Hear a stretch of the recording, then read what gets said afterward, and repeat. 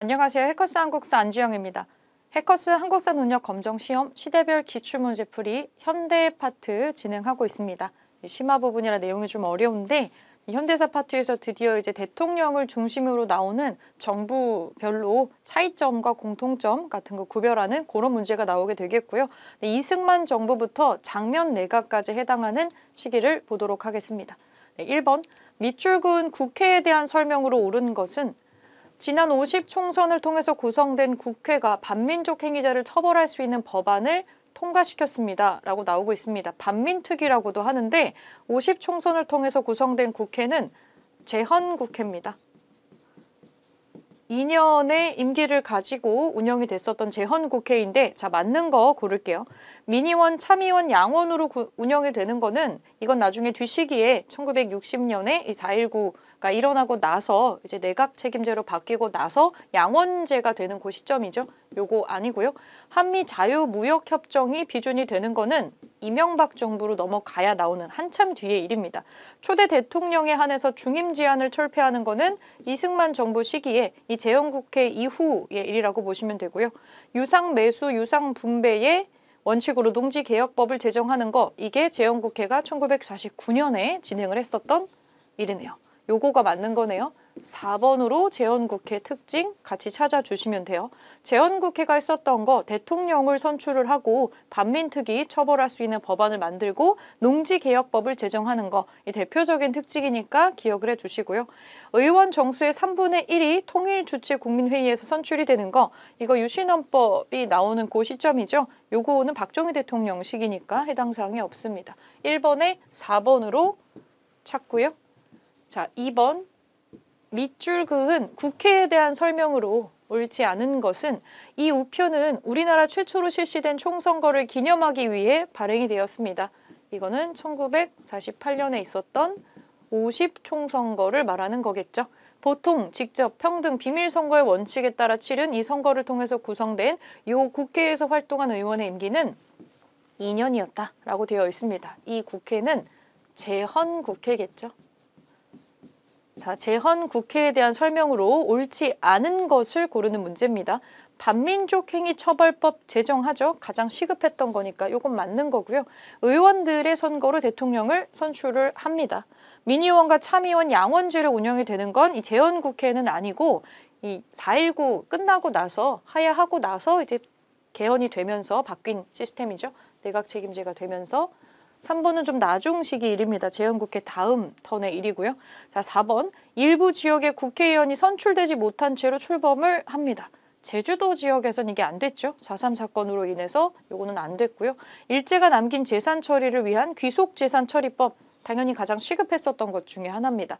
제헌국회가 했었던 일 1, 2, 3, 4, 5번은 맞는 얘기니까 3번 빼고 나머지는 이게 제헌국회에서 했던 일이구나 같이 정리를 해두시고 넘어갈게요. 3번 교사의 질문에 대한 학생의 답변으로 적절하지 않은 것은 자, 우표로 보는 현대사 이 우표는 6.25 전쟁이 발발하고 북한군에 점령당했던 서울을 되찾은 것을 기념해 만들어졌습니다. 9월 28일 서울 수복 이후에 벌어진 상황에 대해서 말해볼까요? 하는데 적절하지 않은 것을 찾는 거네요. 방공포로가 석방이 되는 건 요 뒤에 나오는 게 맞아요. 정전에 반대하면서 이승만이 방공포로를 석방을 해버리죠. 요건 맞는 거고 한미 상호 방위 조약이 체결이 됩니다. 이제 전쟁 끝나고 나서 1954년 10월 달에 우리가 이거를 체결을 하게 되고요. 흥남에서 대규모 철수가 이루어지는 흥남철수라고 하는 게 있는데 흥남철수 이루어지죠. 우리가 수복을 하고 나서는 위쪽으로 계속 올라가게 되는데 나중에 중공군이 개입을 하면서 또 흥남철수하고 1.4.5태하고 이런 거 진행을 하게 됩니다. 유엔군이 인천 상륙작전을 전개하는 거는 뒤에 나올 수 있는 일이 아니네요. 인천 상륙작전을 해서 서울을 수복한 거기 때문에 이거는 전에 일어나는 일입니다. 4번을 찾아주시면 되겠고 비상계엄이 선포된 가운데 발췌 개헌안이 통과가 된다. 6.25 전쟁 도중이었던 1952년에 이 사건이 벌어지게 되죠. 대통령직을 유지하기 위한 이런 사건이 터지게 됩니다. 자, 3번에는 4번으로 답을 찾아주겠습니다. 4번 밑줄 그은 이 전쟁 중에 있었던 사실로 옳은 것은 피하는 것은 죽는 것이요 다 같이 일어나는 것은 사는 길이니 비록 중국군 200만 명이 들어오기로써니 우리 2천만이 일어나면 한 놈도 살아나갈 수 없이 만들 수 있을 것이다. 하여튼 싸워라 라는 얘기인데 중국군의 개입으로 이 전쟁의 전세가 불리해진 상황에서 국민의 항전 의지를 독려하는 대통령 담화문이다. 6.25 전쟁이죠. 6.25 전쟁입니다. 갑자기 이제 중공군이 들어오면서 전세가 역전이 돼버리고 말았었던 6.25 전쟁 중에 있었던 사실로 맞는 거 에치슨 라인이 발표가 되는 거는 전쟁 전이에요. 이게 발표가 되어서 요것 때문에 이제 우리가 미국의 어떤 방위의 바깥쪽에 들어가게 돼서 방호에 그래서 이 전쟁이 터지게 된 거라서 이거는 6.25 전쟁 발발 전에 1950년 1월 달의 일입니다. 아니에요. 부산이 임시 수도로 정해지는 거 전쟁 중에 우리 피난 가죠. 서울을 버리고 부산으로 내려가니까 2번이 맞는 얘기겠고요. 한미 상호 방위 조약이 맺어지는 거는 전쟁 끝나고 나서 1953년에 휴전협상하고 나서 10월 달에 요거를 맺게 됩니다. 그리고 푸에블로 나포 사건이라고 하는 게 이거 미국 배인데요. 이거는 외울 필요는 없지만 1968년도쯤에 벌어지는 사건이에요. 북한이 납치를 해버리는 이상한 사건이 하나 발생을 하는데 일단 전쟁이랑 관계없고요.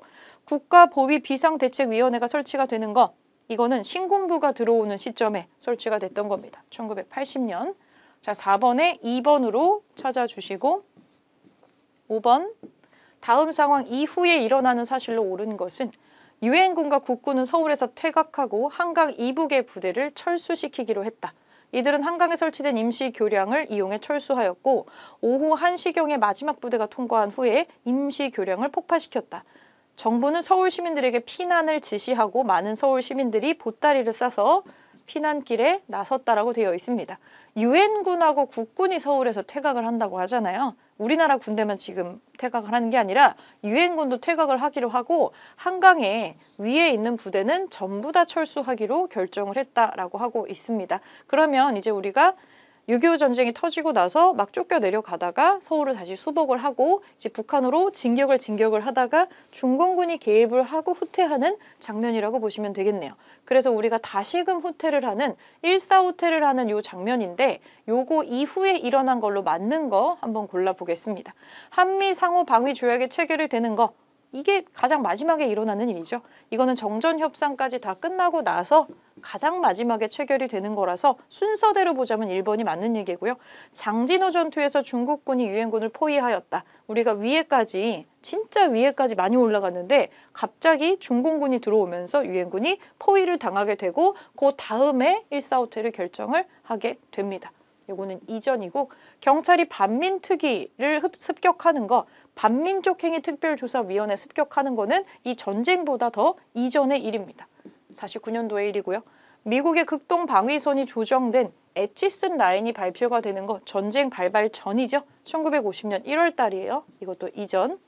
우리나라 최초의 보통선거인 50총선거 1948년 5월 10일이니까 전쟁 전입니다. 그래서 요거 뒤에 1사 후퇴 뒤에 일어나는 걸로는 1번을 골라주시면 됩니다. 6번 다음 상황 이후에 전개된 사실로 옳은 것은 5월 26일 부산에서 국회의원 통근버스가 헌병대로 강제 연행이 돼서 탑승한 야당 의원 50명이 구금당하는 사태가 벌어졌다. 내각 책임제를 추진하던 주동 의원들이 체포되었으며 국제공산당 사건 혐의로 10명이 국회의원 구속되었다라고 나옵니다. 굉장히 말도 안 되는 버스를 헌병이 납치를 했어요. 부산에서. 왜 부산에서? 우리 임시 수도였으니까. 이거 1952년에 있었던 충격적인 사건인데 이 1952년에 대통령직을 나중에 계속 유지를 하기 위해서 이승만 정부가 벌였던 일입니다. 이거 전쟁 도중에 일어난 사건이에요. 자, 이거 뒤에 일어난 걸로 맞는 거 한번 골라보겠습니다. 북한의 전면적인 남침으로 6.25가 발발하는 거 1950년 6월이잖아요. 이거 이전이죠. 반민특위를 습격하는 거 이것도 전쟁 이전이에요. 이거를 가장 먼저 재헌국회에서 한 다음에 요거에 대한 액션이 일어나는 거라서 이건 49년도에 이거 이전 일이고 정 부통령 직접 선거를 내용으로 하는 개헌이 이루어졌다. 정 부통령 직접 선거를 주 내용으로 하는 개헌 이거가 이제 이승만 생각에 간선제로는 국회의원들이 나를 지지하는 국회의원보다 지지하지 않는 국회의원이 많으니까 간선제로는 자기가 대통령을 더 못할 것 같은 거예요. 그래서 긴급하게 대통령을 선출하는 방법을 바꾸기 위해서 이런 일을 벌이게 되는 거죠. 그래서 지금 마음에 안 드는 애들 지금 다 제거했어요. 다 제거하고 나서 정부통령 선거를 직접 선거로 하겠다라고 하는 발췌 개헌이라는 거를 하게 됩니다. 요거 뒤에 이루어지는 일이에요. 3번이 맞는 얘기고요. 전조선 정당사회단체 지도자협의회가 성명서를 발표하였다. 이름이 조금 길기는 한데 이거는 이거의 이전이야. 6.25 전쟁 이전이고 우리나라 정부 수립되기 전에 50 총선거 하기 전에 남북협상하죠. 그때 발표가 됐었던 성명서입니다. 일제가 남긴 재산 처리를 위한 귀속재산 처리법이 처음 제정되는 거는 제헌국회가 출발하고 나서 가장 먼저 했었던 일 중에 하나죠. 그래서 전쟁 발발 이전에 했었던 일입니다. 그래서 요거 뒤에 일어나는 걸로 발췌 개헌을 선택을 해주시면 됩니다. 3번 체크해 주시면 돼요. 7번 볼게요. 다음 사건이 일어난 시기를 연표해서 옳게 고른 것은 이날 본회의는 하루 8시 정각에 개의돼서 전원위원회의 발췌 조항 전원 합의 보고를 접수한 후에 김종순 의원의 각 조항 설명이 있은 다음 질의도 대체토의도 아무것도 없이 표결은 기립 표결로 작정하여 재석 166인 중 163표로서 실로 역사적인 결정을 보았다. 표결이 끝나자 신익희 임시의장은 정중 침통한 태도로서 본 헌법 개정안은 헌법 제98조 제3항에 의하여 결정된 것을 선포한다고 최후의 봉을 힘있게 삼타하였으며 그 음성은 몹시도 떨렸다라고 얘기를 하고 있습니다. 좀 말도 안 되는 내용이 지금 나오고 있는데 발췌 개헌이 일어나고 나서 뭔가를 합의를 보는 시점이죠. 근데 질의도 대체토의도 아무것도 없고 표결을 다 알 수 있는 방식으로 했죠. 기립 표결을 했어요. 그러면 반대를 하면 반대하는 사람이 보이잖아요. 그러지 못하는 상황을 만들어 놓고 했겠죠. 이거는 6.25 전쟁 도중에 일어났었던 사건인데 간선제로는 대통령이 되지 못할 거를 생각했었던 이승만이 일부 조항을 개정을 하는 거죠. 개헌을 하는 발췌 개헌을 하기 위해서 그런 버스도 납치해가지고 사람들 막 구속하고 이 사건 터지고 나서 요거를 진행을 하게 되는 겁니다. 이거 1952년에 있었던 사건이죠. 부산에서. 그래서 전쟁 도중에 있었던 사건이라서 1953년에 완전히 정전이 되는 그 이전 시기밖에 해당 사항이 될 수가 없습니다. 그래서 1번으로 찾아주시면 되는 문제였어요. 자, 8번. 밑줄 그은 개헌안의 시행 결과로 옳은 것은 제2차 개정 배경 1954년 실시된 의원 선거에서 압도적으로 승리한 여당인 자유당은 대통령의 장기 집권을 위해서 헌법 개정안을 제출을 하였다. 국회 표결에서 제적 의원 203명 중에 135명이 찬성해서 부결이 선언되었다. 그러나 이틀 뒤에 자유당은 야당 의원들이 총퇴장한 상태에서 4.4.5입의 논리를 내세워서 부결 선언을 취소하고 의사록을 수정해서 개헌안 가결을 선포하였다. 이게 그 유명한 4.4.5입 개헌인데 이거 반올림이에요. 반올림. 135명이니까 이거는 부결이 아니라 이 5부터는 반올림을 하니까 136이라고 봐야 된다는 거죠. 그래서 찬성이다라고 하는 거를 난데없이 서울대 수학과 교수를 데리고 와서 생방송을 통해 가지고 이런 얘기를 해요. 상당히 말도 안 되는 거긴 하지만 억지로 우겨가지고 이 4.4.5입 개헌을 시행을 합니다. 그러면 이걸로 무슨 결과가 일어났느냐? 옳은 거 골라볼게요. 통일주체 국민회의라고 하는 건 여기에는 해당 사항이 지금 없죠. 이거는 이 통일주체 국민회의는 유신헌법 시기니까 박정희 대통령 시기예요. 이승만 시기가 아니고 5년 단임의 대통령 직선제 이거 지금이잖아요. 현행헌법입니다. 이거는 1987년에 6월 민주항쟁 이후에 나오는 일이고요. 대통령이 국회의원의 3분의 1을 추천하게 되었다. 이거 통일주체 국민회의에서 하는 거죠. 이것도 유신헌법 관련된 얘기고 박정희 때 얘기입니다. 4번 국회에서 간접선거 방식으로 대통령이 선출이 되었다. 이거는 처음에 제헌국회에서 이렇게 했어요. 그렇게 해서 처음에는 그렇게 뽑았었죠. 5번 개헌 당시의 대통령에 한해서 중임 제한이 철폐가 되었다. 2번, 3번 하는 거 하지 말아라 하는 거를 한 사람한테만 적용하지 않겠다는 거예요. 개헌 당시의 대통령이라고 하면 이승만밖에 없습니다. 또 하고 싶었던 거죠. 5번입니다. 5번. 여러 가지 신기한 기록을 많이 썼죠. 저 이승만 정권 때에. 자, 9번 보겠습니다. 밑줄 그은 이 사건이 일어난 시기를 연표해서 옳게 고른 것은 이 사건은 검찰이 아무런 증거도 없이 공소 사실도 특정하지 못한 채 조봉암 등의 진보당 간부들에 대해 국가 변란 혐의로 기소를 하였고, 진보당 사건.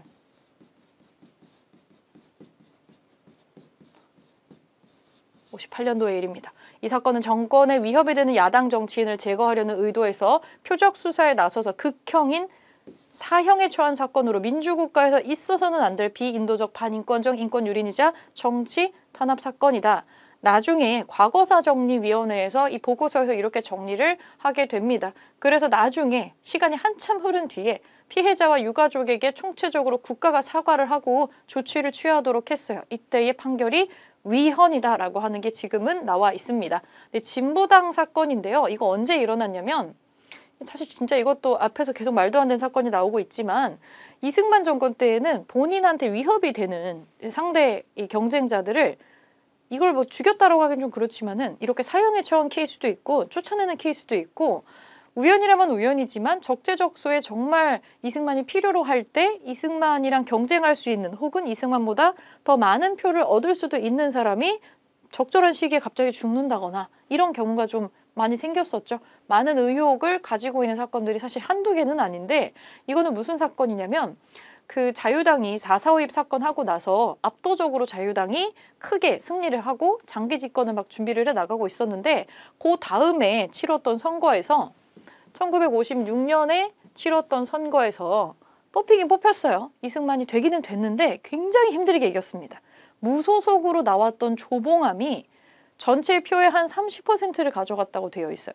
득표를. 되게 많이 한 거예요. 지금도 투표 보면 무소속으로 나오신 분들은 그렇게 표 수가 많지 않잖아요. 근데 조봉암이 굉장히 압도적으로 이거를 가져간 거죠. 왜냐면 그만큼 사람들이 이승만의 어떤 치세에 되게 지금 진력이 나 있는 상태였던 거죠. 그걸 보고 좀 주춤해요. 내가 또 뽑히긴 했는데 다음 선거를 보장할 수가 없는 거죠. 무소속으로 나왔는데 이 정도 표를 얻었다? 그러면 다음에 소속을 이렇게 만들고 사람들을 조금 더 규합을 하게 되면 당연히 이승만보다 많은 표를 받을 수가 있게 되겠죠. 조봉암은 선거에서는 그때 당시에는 떨어졌지만 진보당이라는 걸 결성을 해서 굉장한 어떤 야당으로 성장을 해 나가고 있었습니다. 그래서 이 조봉암과 그 진보당 간부들을 갑자기 국가 변란 혐의로 기소를 해요. 간첩으로 몰아가지고 죽여버리는 사건이 벌어지게 됩니다. 조봉암은 사형으로 죽었어요. 되게 충격적이죠. 사형을 실제 집행을 했다는 것 자체가. 자, 그러면 이제 연표에서 시기를 골라보겠습니다. 4.4.5입 개헌을 했어요. 하고 나서, 그리고 나서 룰루랄라 했는데 조봉암이 득표수가 너무 커져가지고 조봉암이 만든 진보당을 없애버리는 사건. 그리고 나서 그 다음에 4.19 혁명으로 이승만은 하야를 하게 됩니다. 그렇다면 4.4.5입 이후와 4.19 이전으로 시기를 특정해야 되니까 2번으로 찾아줄 수가 있겠죠. 2번, 9번에 2번으로 문제 답 찾아줄게요. 자, 10번 다음 뉴스가 보도된 정부 시기의 사실로 옳지 않은 것은 독립운동가이자 유학자인 김창숙 선생이 오늘 기자회견을 열었습니다. 회견에서 선생은 자유당이 강도적으로 통과시킨 보안법은 무효이며, 자유당 언급되는 거 보니까 이승만 정부잖아요. 이승만 과거 부산 정치파동 때와 같이 반독재, 구국, 범국민 투쟁을 전개해야 한다면서 여생을 민주주의를 위하여 바치겠다는 결의를 표명하였습니다. 네, 이승만 정부 시기입니다. 이승만 정부가 굉장히 길었잖아요. 대통령을 1대, 2대, 3대를 지금 다 하는 사람이니까. 자, 이승만 정부 시기 사실로 옳지 않은 거 골라보겠습니다. 평화통일론을 주장했었던 진보당의 조봉암을 사형시켜버리죠. 이거 했었던 일 맞고요. 인민혁명당 재건이 사건을 조작해서 관련자를 탄압하였다. 이거 이 인혁당 사건이라고 하는데 이건 이승만 때가 아니고요. 박정희 대통령 때입니다. 이거 잘못 들어갔네요. 2번으로 답 찾아주시고, 정부의 비판적인 경향신문 폐간합니다. 언론도 통제해요. 59년쯤에. 여당 부통령 후보 당선을 위해서 3.15 부정선거 자행하죠. 이것 때문에 4.19 혁명이 터지게 되는 거고, 이기붕의 부정선거가 있었습니다. 여기에. 자, 반민특위를 이끌었던 국회의원들에게 간첩 혐의를 씌워서 체포한 경우도 있었죠. 주로 이런 식이에요. 너 간첩이지? 너 북한이랑 내통했지? 이런 식으로 이런 반란 혐의를 씌워가지고 간첩으로 몰아가지고 제거하거나 죽인 사람들이 존재했습니다. 이승만 정부 때에 패턴적으로 반복됐었던 일이에요. 자, 10번에 2번으로 혼자 박정희 대통령 시기 일이 끼어 있는 거를 골라주시면 되겠고요. 11번 빈출 마크 붙어 있네요. 다음 민주화 운동에 대한 설명으로 옳은 것은 학생 대표 연설이 끝나자 우리는 단단하게 스크럼을 짜고 교문 밖으로 행진했다. 3.15 부정선거에 대한 분노, 얼마 전 마산에서 일어난 규탄 대회, 김주열 군의 최루탄이라고 나오고 있네요. 이 마산에서 김주열이라는 학생이 눈에 최루탄을 맞고 마산 앞바다에서 죽은 채로 떠내려 왔었던 사건이 있어서 이게 굉장한 촉발제 역할을 해가지고 이게 엄청나게 많이 일어나게 됩니다. 경무대라고 하는 건 이 청와대를 얘기를 하는 거고요. 그런데 지금 실탄을 연사하는 장면이 나오고 있죠. 근데 여기 총을 맞은 사람들 중에는 학생들도 있었습니다. 이거 4.19 혁명입니다. 4.19에 대한 설명으로 맞는 거 고를게요. 시민군이 조직이 되어서 계엄군에게 저항을 하였다. 이거는 광주 5.18 관련된 얘기죠. 5.18 민주화 운동이고요. 당시 대통령이 하야하는 결과를 가져오죠. 나중에 결국에 이승만은 하야를 하게 됩니다. 스스로 내려오는 거죠. 호헌철폐, 독재 타도 등의 구호를 내세우는 거는 87년도에 전두환 시기에 있었던 6월 민주항쟁 얘기고요. 삼성계엄 반대 범국민투쟁위원회가 주도되었다. 이거는 박정희 대통령 때 있었던 거고, 장기 독재를 비판하는 3.1 민주구국선언이 발표되었다. 이것도 박정희 때죠. 유신헌법에 반대하면서 요거를 합니다. 자, 2번으로 찾아주시면 되고, 12번 가민주화 운동에 대한 설명으로 옳은 것은 이것은 대전 지역의 고등학생들이 장면 부통령 후보 유세를 기회로 삼아서 시작한 38 민주의거를 기리는 탑입니다. 38 민주의거는 대구의 228 민주운동, 마산의 3.15 의거와 더불어 요거가 전국적으로 확산되는 계기가 되었다. 4.19입니다. 4.19. 자, 옳은 거. 한일 국교 정상화에 반대해서 일어났던 거는 이거는 박정희 정부 때의 6.3 시위고요.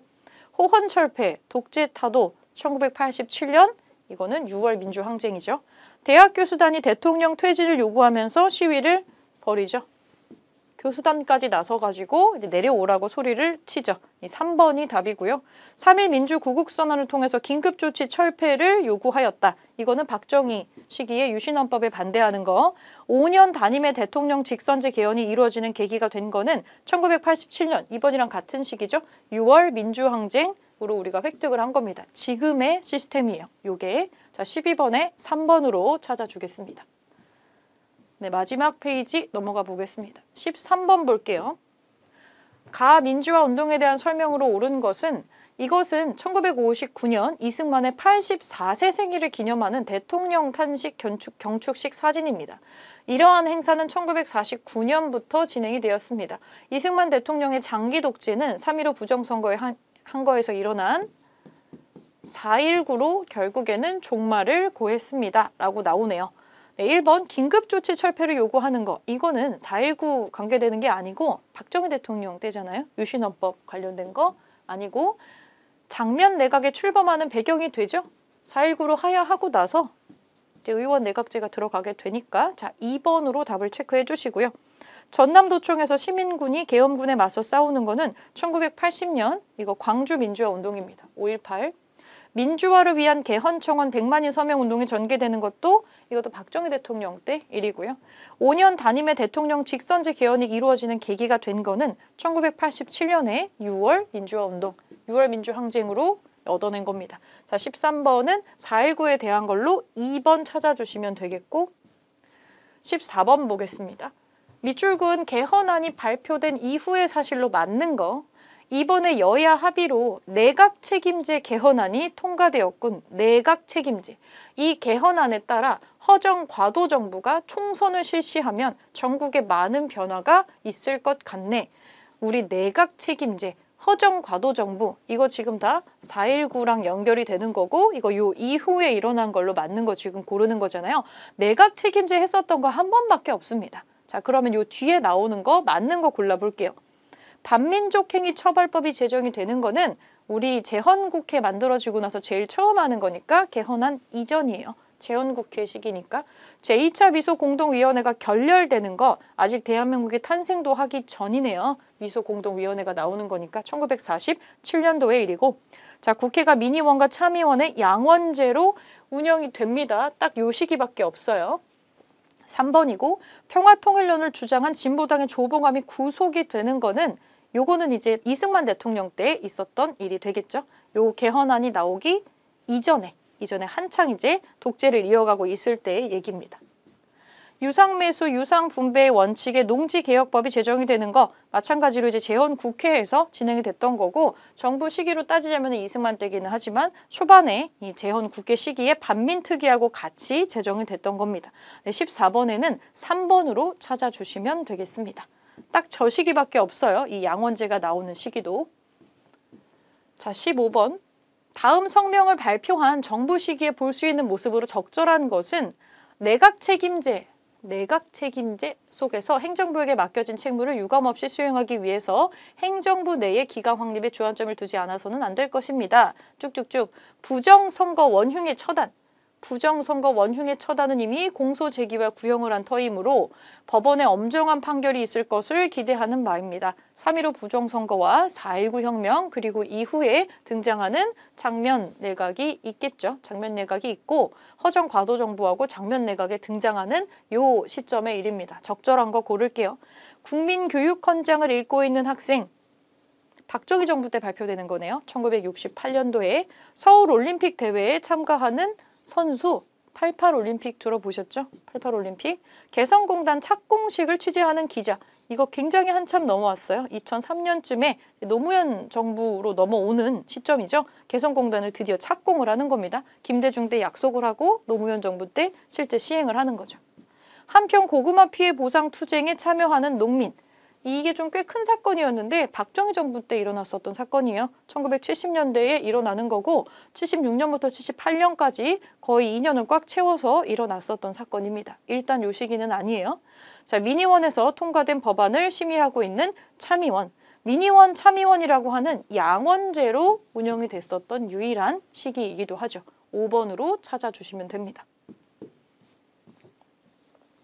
16번 마지막 문제 풀어볼게요. 가나 발표 사이 시기에 있었던 사실로 옳은 것은 첫째는 국민이 원한다면 대통령직을 사임할 것이며 둘째는 지난번에 많은 부정이 있었다고 하니 선거를 다시 하기로 할게요. 이기붕이 공직에서 완전히 물러났다고 결정한 것이다. 블라블라 나오네요. 대통령직을 사임할 것이며 4.19죠. 이승만의 하야가 나오는 시점이고 나를 보겠습니다. 반공을 국시의 제1의 의로 삼고 지금까지 형식적이고 구호에만 그쳤던 반공태세를 재정비한다. 반공을 국시로 삼고 일어나는 거 4.19는 60년에 일어난 사건인데 이거는 61년에 일어났었던 박정희의 5.16 군사 쿠데타입니다. 그러면 요거하고 요거 사이에 무슨 일이 있었는지 한번 골라보겠습니다.